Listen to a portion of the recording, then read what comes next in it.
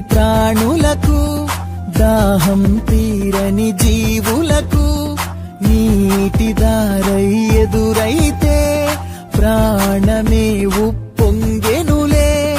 ఎదిగే మా పౌరులకే స్వేరో ఎరువైతే చీకటి అయినా మా బతుకే వెలుగుల వనమవగా.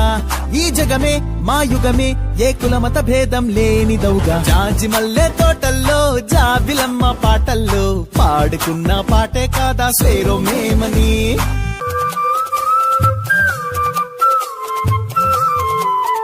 పేరు తెలియని పల్లెలకు ప్రేమ పలుకే పదమైతే ప్రేమ చూడని పిల్లలకు జ్ఞానమే ఉదయించునులే.